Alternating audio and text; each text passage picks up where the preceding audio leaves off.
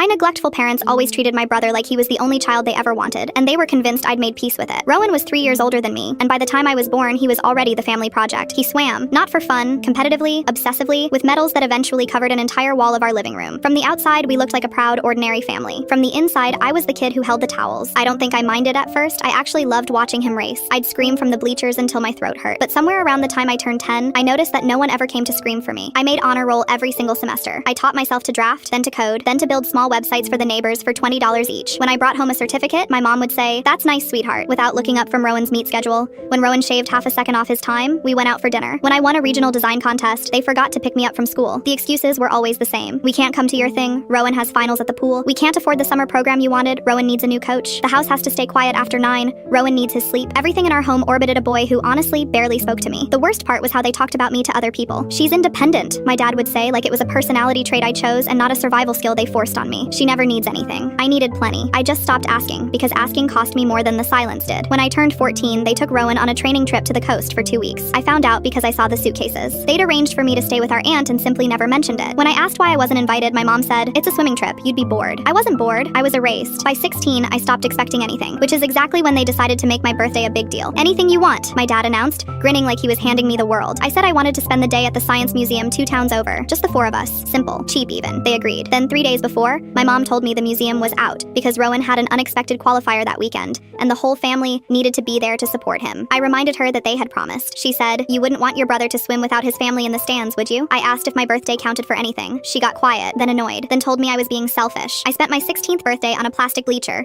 watching Rowan touch the wall first while our parents cried with pride. Nobody said happy birthday until the drive home, and only because I mentioned it. That was the day something in me went cold and clear. I stopped fighting for a seat at their table and started building my own. I kept coding. I saved every dollar. I never told them how much the websites paid, so they never asked me for rent. And they assumed I was just a moody teenager who stayed out too late. Really, I was at the library, working, planning, counting down, 2 years. That's how long it took to save almost $4,000 and get accepted to a design program 3 states away, with enough scholarship money to actually go. I had an apartment lined up and a plan to leave quietly, the way I'd learned to do everything. Then my 18th birthday came, and my dad, right on schedule, said the magic words. "Anything you want, kiddo. You only turn 18 once." I almost laughed. Instead, I gave them one last test. I said I wanted the Science Museum, the exact day I never got 2 years ago. If they said yes, maybe I'd stay a little longer. Maybe I'd been wrong. Rowan had a meet that weekend. Of course he did. "You understand," my mom said. I understood completely. The next morning, while they loaded the car with towels and pride and drove off to watch their real child win, I loaded 2 suitcases into a rideshare and left. No note, no goodbye. They found out I was gone the way I found out about everything, after it had already happened. They text sometimes now, asking when I'm coming to visit. I read the messages. Then I set the phone face down and get back to the life I built by myself, for the only person who ever showed up for me.